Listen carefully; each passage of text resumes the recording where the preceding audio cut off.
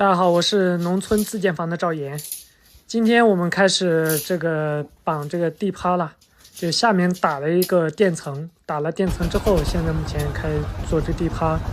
还有这边的柱子，我大进和二进在这绑柱子。这个柱子昨天我和我爸我们两个绑了10个，因为陆陆续续有时候在干其他事儿，所以就没有干完。大大小小总共是26个柱子。这个地趴呢，我们做的是下面是放的这个是分布巾，然后上面的这些15公分的全部都是受力巾，15公分一个，下面是25公分一个，有的可能离得要近点，但大多数都是上面的这个钢筋呢按着15公分一个来排布。我们现在这个地基挖的话，中间是用的是90公分的啊，宽度90公分，然后这个整个房子的四周用的是80公分的，这个就说这个整体的宽度啊，所以这个宽度应该差不多了。因为我们家的这个房子地基这下面大家也看到了，当时挖地基也不太好挖，下面其实土质还可以，所以现在目前这个高度差不多。我们准备是在这个地趴的上面还需要再打60公分啊。用了1上午的时间把这个地趴这里整体已经全部都弄完了，所以这个60公分呢也意味着这个钢筋的上层我们再打个30公分左右，30公分左右之后就开始做这个地圈梁了。地圈梁的话也留了这个大概30公分就可以了。这个地方呢，在这个交叉口这里呢，我都会再用这个钢筋再给它再固定一下，就这些十字交叉口。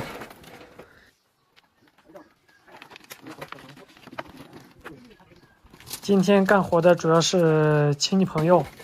另外的话又找了几个人，昨天是专门找的人，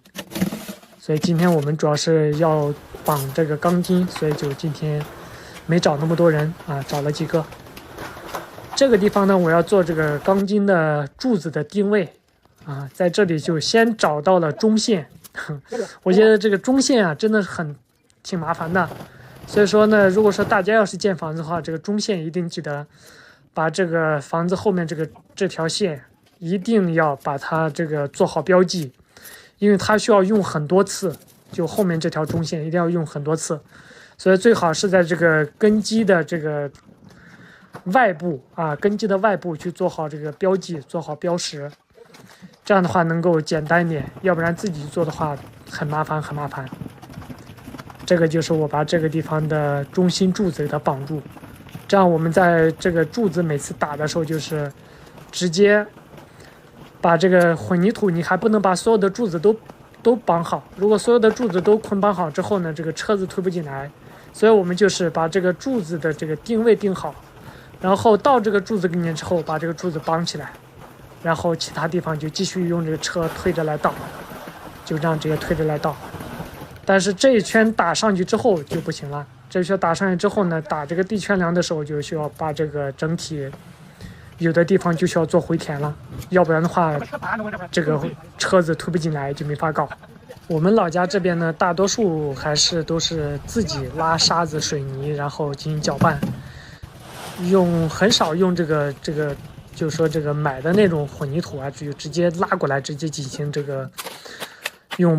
泵车进行浇灌，很少，所以我们这边还是以这种推车然后这个拌料这种来走，所以说这种可能成本会低一点啊，因为这样的话能省点钱，但是人可能会辛苦点，所以呢就是钱不多的时候就这种人工会上的多一点，所以我们这儿大多都这样来搞。现在这个呢，这个边角呢，我这个上的都是高柱子，像这个中心的地方都是低的柱子，这样的后期回填的时候好回填。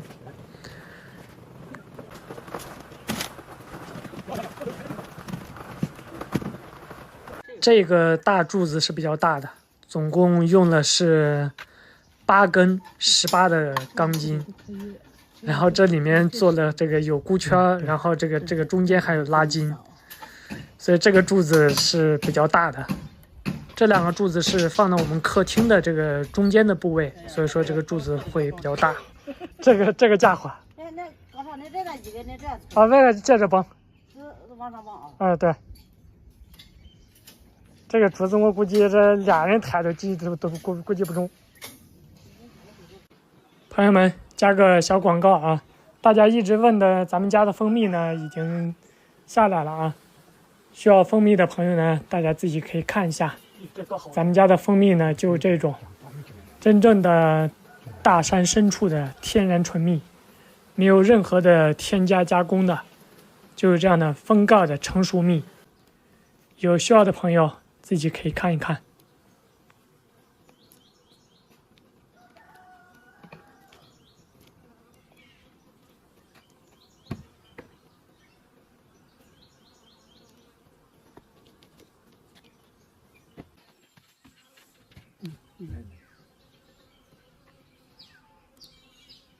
今天忙了一天，